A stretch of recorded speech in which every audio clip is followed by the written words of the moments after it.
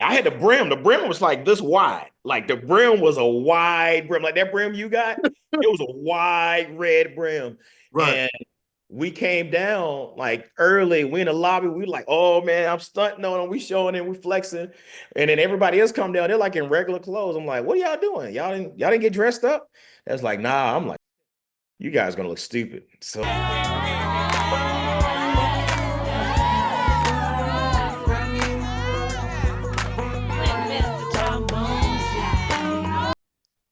What's up, everybody? This your man, Mr. Trombone, Jeff Bradshaw. Welcome to Backstage with Jeff Bradshaw, brought to you by the Arizona Jazz Festival. Man, I got something in store for you guys today. We're gonna have a good time. Today, I have the honor of just having a really cool conversation with one of my dear friends and one of the innovators in the business. This guy has been he's toured with everybody from Prince to having his own coffee brand, his own record company, and a true innovator in the jazz game and in the contemporary jazz game. Uh, Ladies and gentlemen, please welcome my dear friend and my brother, Mr. Marcus Anderson. hey, hey. Woo. I Yeah, was yeah. That's waiting for crazy. waiting for Let's like the fake applause. You know, you hear that button Right, when you right, right, right, right. Breakfast They'll do Club. that in post. They'll do that Right. in post. All that'll be done in post. All that'll be done. Oh man, how you doing, bro? You good? You rested up? Man, pretty good, man. I just got home, just had a meeting earlier today, and I got to run some more errands, just getting life going while I'm home, these few days at a time. It's really that really is our life, man. Yeah. Yeah. That really is our life, and um it's a labor of love, I would call it. Yeah. Yeah. It's what we do, but it's like it's not really work. I don't know what to really label it as, but it's definitely I'll call it a labor of love.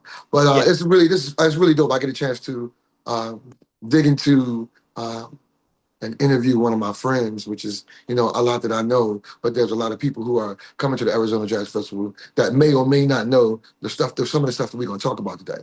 Yeah. Yeah. So okay, so all right, so when did you first pick up the sax and why that instrument?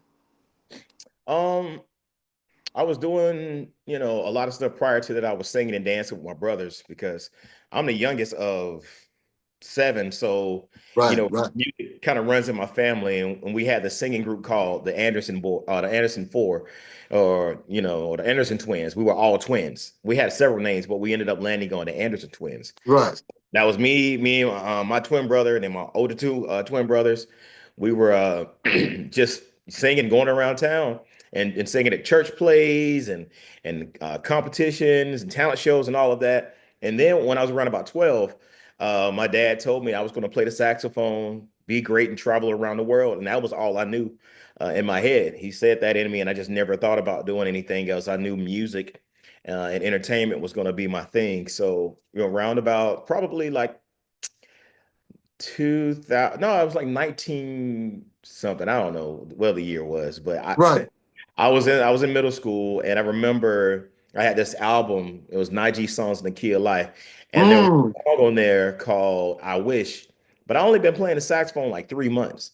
So I remember being at home, just kind of figuring out the notes, and I'm like, "Yo, I need to show my teacher this one day." So I brought my saxophone to school with the CD, and then I showed him, "Hey, I think I know how to play the song." And then doom doom doom doom doom doom doom doom doom doom doom doom, and then it played it, and I got probably like halfway through the song, and he was like, "How in the world did you do that?" And I learned how to play by ear. I mean, I was kind of reading music. I knew what the notes were, but I really right, was. right. I honestly didn't learn how to read music until college. I faked my way all the way through like Nick Cannon and Drumline. Wow. So yeah, around that time, I was 12, 12 going on 13, Mhm. as we used to say back in the day when you wanted to feel older. Absolutely. Yeah. Absolutely. That's So I did, awesome, man. yeah. That's awesome. What about your sound? Like, did any of that how did you develop your sound? Like, because I know something about saxophone, me being a trombonist, we Yeah. all have our own sounds. We all like sound of I know that nobody sounds like me. I know that we all have our own individual sound. And I know the same thing exists with reed instruments and with saxes. Even though I could close my eyes and hear five saxophone players play, but Hmm. I know which one is you. I know your sound. I know your Albright sound. I Hmm. know Kurt Whalem's sound. It's Yeah. like everybody has a different sound. Even now, working with DK, working with Dave Kaz, he has a sound, Yeah. a Yeah. beautiful sound. Yeah. Where did you find your sound? And when do you think you really found your sound? Man, to be honest, like I knew what I wanted to sound like, but I think it found me, early on. Hmm. Yeah, it found me because like, oh my God, it's like it attached to me and then it didn't let go. But it was like an amalgamation of like different sax players and sound. Like it was a mixture. It started off with like Najee, but then I really like his flute sound. I wasn't too keen on his sax sound, but when I heard Kirk Whalum, it was the Colors album. That was the first album I had. It was gifted to me by my uncle. Right. And after that, because I was in church, there were gospel sax players like Donald Hayes. Donald Hayes sound Hmm. jumped on me, and I mean, it just grabbed hold. So between that Kirk and Donald sound, that's Right. really where it came from. And later on in life, I started listening to Gerald Albright, and then I was listening to Everett Hart, heavy. That kind of like helped like pick all those different sounds and then put it into mine. And I heard Maceo Parker.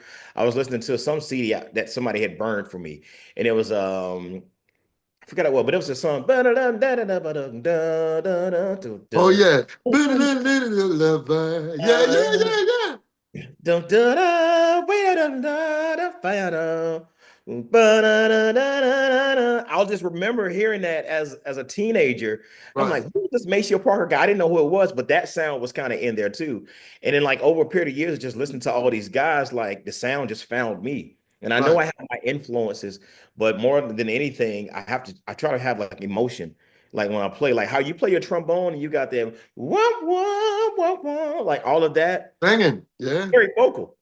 It's very vocal. Yeah. And if I don't sound like a vocalist when I'm playing, if I don't sound like Anita Baker, I don't sound like Stevie Wonder or Michael McDonald, it doesn't make sense. Right. That's beautiful. And we approach singing through our instruments almost the same way. Even though we're Yeah. on opposite, even though we're on different instruments. I know you get asked this all the time, because of that. It's a good thing. It's a good thing to have, though. A lot of people know, but a lot of people don't know that you did tour with Prince Yeah. for several years until his passing. Yeah. Um, you got a good little story you can tell us? A good little story that that's not too long because we all always wanted to tour, always wanted to be in the same room and tour with him and I never got that opportunity. But is there a little story that you can tell us? Yeah, man. This one's kind of funny. We were at rehearsal. I'll make it quick. We were at rehearsal at Paisley Park, and Prince just we were jamming, just doing some stuff, and Prince stops rehearsal like around like 6:30, 7 o'clock or whatever. He says, we're done with rehearsal today, and we're gonna have a party tonight. It's gonna be a 70s party. So in my mind, from where I come from, when you list a decade to a party, you dress up like that. So there was a party city up the street, and I'm talking to Adrian and BK because we were all on a Prince gig at the same time. Right, We were right. like his go-to guys to like bring the life and energy. I'm like, yo, we gotta go to Party City. We gotta dress up because people gonna be coming here, Paisley Park for this 70 show. I mean, like dressed to the nine. That's all we knew. That's what we did in high school, what we did in college. So man, we go to Party City. I get like this pimp outfit from head to toes, red. BK had this black and gold little outfit. Adrian had this purple cowboy pimp outfit, like funny, like Cat Williams. And like we went all. I mean, we spent probably like $200 or $300 on these outfits. Oh my And God. to get stuff, I mean, we look like real pimps. Got I mean, shades you on. want to be right. I mean, you're gonna do a 70s party with Prince. You want to be authentic. Yes, You want to yes. be you want to be authentic. I get it. I get it. I'm gonna be right there with you. I had the brim. The brim was like this wide. Like the brim was a wide brim. Like that brim you got, it was a wide red brim. Right. And we came down like early. We in the lobby. We like, oh man, I'm stunting on them. We showing them, we flexing. And then everybody else come down. They're like in regular clothes. I'm like, what are y'all doing? Y'all didn't get dressed up? That's like, nah. I'm like, you guys gonna look stupid. So we ended up going. we end up going and riding over to Paisley Park, and I'm like, man, we're gonna walk in, we're gonna have our own theme song. I had my phone playing, and it was playing You Haven't Done Nothing. Don. And I'm like, yeah, we're gonna walk in there straight, and we're gonna have the whole presentation. Man, we walk in there and everybody is in regular street clothes. Regular street clothes. And we the only three Yikes. in there dressed up like pimps from the 70s. And Prince looked at us and just fell out laughing. Like, I love you guys. And he came over to us. He was like, this is classic. And I'm like, you said 70s party. He was like, yeah, but it's just the music. You didn't have to dress up. He said, but I like it. And Yeah. he had a sideways, he had the afro and he had a Yeah, sideways yeah, yeah, yeah. around. And I asked him, can we switch hats? He was like, nah. You Nah, know, he's like, nah, can't get this one. 'Cause it probably costs like $15,000 for that brim or something like that. absolutely, absolutely. Oh man, that's an awesome story. You never told me that story. That's awesome. Oh, I have video and photos of that. I need to see that when I see you. I need Man, to see that. All right, I want to get into some of your music. Tell me about the album Reverse. Like, what was the inspiration behind the album Reverse? yeah, so Reverse kind of came about. I'm always writing songs like most of us. We write songs and we write the melody. And then at the end, we was like, all right, we're gonna do a photo shoot. And we're gonna do like all this content, this material, like post-recording the album. And I said, oh, let me do it in reverse. Let me do the photo shoot first. Let me record talking about the album and talking about doing the photo shoot, and then record the music, like name the songs, and then record the songs based on the name. So I did the whole process of how I normally do my recording in reverse, and that's what the idea and the name came from. Oh wow, that's dope. That's and it makes sense too. That's dope. That's dope. I recorded. I made it to like 8 episodes. I called it "Making Reverse." So that's what it was. That was dope. Really dope. I know we're all most of us, um, most of our peers in our age group and our younger age group, we are church boys. Yeah, So which leads me to my inspiration, volume two. Um, I know what the inspiration was, but I'm going to ask anyway. The album, My Inspiration, Volume Two. hmm Um, I'm being a baptized believer. What is it like being able to make music that honors that? I mean, we all try to make music that honor God, but and our record really isn't, when you're really being intentional yeah, about speaking to the believers through music, what was yeah. that like? What did that feel like for you? Man, it feels great to tap in and when you have the anointing and you play under the anointing, being able to give that gift to people because it's healing. When we play, it touches people in a way we don't even realize. We know we're doing something great. We know we have a purpose, Right? but to know that the music that we create is making a change, like real changes in people's lives. Like when they come on this cruise that we were just on, when they come to one of our shows, if they hear us playing at a church, or even on the street, if we just kind of jamming and rocking around, these moments give people life. So my inspiration was kind of a thing for me. To take what I was experiencing growing up in church, and Right? these were my inspirations. Like I'm not so much into some of the regular traditional songs that everybody like. There are certain songs in gospel music that gravitate towards me and my ear. Anything from Fred Hammond, anything that Tone was doing back in the day, that Out the Box album, that was my stuff. Woo! It's a Frank classic. Woo! classic stuff. So songs like that and BB and CC Winans, like in my first two volumes. I'm actually working on volume three right now, so it's funny that you bring it up. But the first two volumes were songs that I like Israel Holden. I did "I Am a Friend of God," and one of them I started off with Fred Hammond. Here we are. Let's get Right. on the court. That's one of the songs on there. And then I had Addictive Love, that was on one of the previous ones. And then I had other hymns. I liked hymns from back in the day, and a lot of that that idea came from Kirk Whalum. When I used to, as a little kid, I used to watch his gospel according to jazz, like Oh, volume one. I always love wanted to, those, like, man. Love that series. yeah. I So love that series. but nobody else was doing. Kirk, had the market corner with that. Nobody else was doing it, but I Right. that was me, and it inspired me to do those things and do those type of recordings. So that's kind of really like in a nutshell, like the whole kind of vibe and thing behind the My Inspiration albums. Yeah, man. And it makes sense. And I love that. you are also tapping into where Kurt started with the gospel according to jazz, and that and our heroes should inspire us to do to do other things and broaden on things that they've done and expound on things that they've done. So I applaud you for that. Um, I You own your own coffee brand, dude. You are Juan Valdez. Like you own your own coffee brand and you have your own festival. Like, how did you? What is your connection? Having the festival makes sense to me. Coffee. What? Are you a coffee drinker? I guess you. I guess you are a coffee drinker. But the Yeah. music, being inspired to have your own jazz festival. I'm inspired to have my own jazz festival. One day I will do a festival in Philly. And name it something really cool. But how did it come about? How did you having your own coffee brand? Mhm. Um, and explain how you started with your own coffee brand and it moved into like a festival. Yeah, excuse me. It came about, around the time I was working with Prince and I was drinking energy drinks.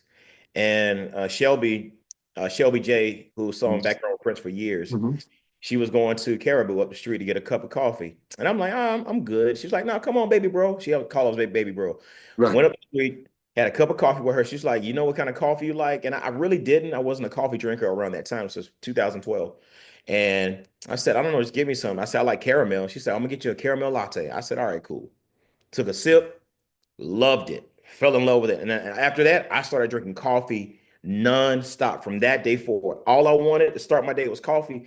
And it was creating like this creativity and making me feel a certain way that energy drinks didn't. And I was like, I like this. So I wrote a whole album based on like different coffees that I was having, and I was, Wow. yeah. So before I knew it, I had a 10-track album based on my coffee drinking experiences. And I'm like, man, this is kind of cool. And I said, what can I name this? I'm like, it's gotta be like jazz and something. And I'm like, no, just I was gonna call it jazz and coffee. Then I said, no, Right. just coffee. And then the first three letters of it is the first three letters of my last name, Anderson. So A and D and coffee. That's how the name came to that. And I already knew that coffee could be pretty much paired with anything like jazz and coffee. And so how the festival came about, I always wanted to do my own jazz event, but the wine and jazz and the Johnny Walkers and jazz and the Jack Daniels and jazz, all the Right. listeners had, to me, had been overused and played. Like everybody had their own wine and jazz fest. I'm Right. like, nobody's doing coffee and jazz. Nobody. Still now to this day, I have the only jazz and coffee festival in the U.S. and probably in the Yeah. world. That's the So only one I've heard. And I thought it was so unique. yeah, man. And then that kind of started, I released my coffee brand and the album in 2015. Got my first number one off of that album, not even thinking about it. That's how I knew it was Mm, up high. Then mm. the festival came 3 years later. So I'm 10 years this year in October in the coffee business, and I'll be 7 years festival owner with the jazz, Marcus Anderson Jazz and Coffee Escape. So yeah. Wow. And Jeff Bradshaw coming this year. Jeff Bradshaw is coming this year. Yeah. Oh man, that's And my awesome. I light, I'm just sorry, I got that light on back there. That thing is bright. Oh no, you good. Put my I'm head right. I just wanted people to the people some people, we have many fans, but there's so many people who are just meeting us. Every show, Yeah. every social media post, Yeah. with every stream, somebody's hearing us for the first time. And I wanted to make sure that people get you know, a really broad view into into you, my brother. You're playing. I mean, you play many jazz festivals. Um, what's special about the Arizona Jazz Festival for you? Like, I mean, you play a lot of them, and we've played a lot together, a lot of festivals together, and I see you all over, and I'm over here and you over there, and we play a lot of jazz festivals. What makes Arizona maybe different, a little different than all the other jazz festivals for I you? like, for me, excuse me, I like the culture of it. I like, Arizona itself, there's so many different parts to it, whether Hmm. whether in Scottsdale or anywhere else like that. I mean, Right. Arizona has so many different places and components and people that are in it. Then when you get Hmm. there, I mean, it's dry as desert, but it's flat and it's beautiful. There's a lot of beauty within that. And then when I go there, I get connected with a lot of musicians I don't normally get to play with at festivals. So, you and I, outside of the cruise, we rarely run into each other. when it comes to doing shows. Right. So, at AZ Jazz Fest, I'm playing with some of my familiar friends and cats. Absolutely. Absolutely. Then I'm getting reconnected with people I haven't touched the stage with in a very, very long time, and we get Absolutely. to open up for people for, a lot of times, but how often you get to open up for a Babyface or Charlie Wilson or, anything like that. It's not many times that you get to open up for somebody like that and share the stage and like, oh my. Absolutely. So, Yeah. the AC Jazz Fest allows us that opportunity to be able to do that. So I'm very thankful for it. And that's why I like AZ Jazz, man. Yeah, me too, man. I love how they have how it's continuous music, how there's no dead space. It's Yeah. you got the main stage going, and then you got like I don't call it the I just call it the jazz stage, which is like a medium-sized stage from the main stage. But like Yeah. once the R&B artist, once Charlie Wilson finishes, and then you got Marcus Anderson coming up. And when Marcus Anderson finishes, it may be, Al Green or Babyface or, and then, it'd be somebody like Mike Phillips who's going to Yeah. be the chair. It's just it is an awesome culture there, and I'm also glad to be coming back this year with you as well. What can fans expect from Marcus Anderson this year at the Arizona Jazz Festival? Man, they got a lot, man, they can expect. I will say more than anything, I always try to give a show. I Right. always try to give me and my influences. I'm gonna give you a lot of energy. I'm gonna try to Mhm. take you on a roller coaster, and like I'm gonna take you, I'm gonna give you some Prince music, because I studied Prince top to bottom. And big shout out to Andrew Goucher, who actually introduced me to Prince. He's the whole reason I got the whole Prince. Wow, the big Yeah, goose, yeah, Andrew Andrew Goucher. Goucher, Who's legendary bassist, yeah. Yeah, gospel, R&B, everything, just a legend. yeah, but I mean, I'm gonna try to give them, man. Like I like to give romance. I like to give love and romance. Everybody knows I do the whole roses thing, and I give them out Oh, to oh, the absolutely, ladies in the absolutely, audience. absolutely, Yeah, absolutely. yeah, Bring plenty of roses. yeah. I got you. Got Awesome, them. awesome. Um, is there one, give our young viewers, is there one thing that you can tell, or a bit of advice that you can give to some of our younger musicians and some of our younger lions? What would you say? Oh man, don't be distracted by so much of what's going on. Be aware. Definitely be conscious of what's happening. But if you got a thing you want to do that. Understand, the market that you're in, and understand that, you have to play the game. Life is a game. All the industry is a game. You got to understand the game. If you don't understand the game, then create your own game that where you can win at. A lot of times, Mm, understand the game, then you lose. And people are always getting mad and upset. I can't get here, I can't get there, or it's rigged. No, you just got to understand the rules and regulations of when it comes to, that. But just if you have to create your own, that's what I did. I created my own lane of like coffee and the Jazz and Coffee Festival. Now I control, because it's my game. I can rank absolutely, one. I control everything when it comes to that. So, absolutely, and with that being said, just trust your gut within that. Be conscious of what's happening around you. You don't have to, disconnect. If you don't want to, you can. Some people have taken that path and that journey, but there's a way to do both. absolutely. What an amazing opportunity it was today to interview my dear friend and Funketeer, Mr. Marcus Anderson. You shared some great some nuggets with our youth and told us all about your music and all the things but we just got a chance to chop it up, Yeah, which is yeah, awesome, and tell people what they're going to be able to expect for at the Arizona Jazz Festival this year. This year, the Arizona Jazz Festival, November 7th to the 9th. The lineup is going to be crazy. Charlie Wilson, Anthony Hamilton, Mike Phillips, Al Green, Dave Hollister, Stephanie Mills, Marcus Anderson, yeah. Jeff Bradshaw. That's We right. will be there. Make sure you get your tickets, man, brother. I love you. It was an honor to be here and have this conversation with you, man. And we're gonna spend a lot of time together this summer, especially at the Arizona Jazz Festival. I love you, bro. Yes, Uh, sir. I will see you soon. All right. See you soon, bro. Boo!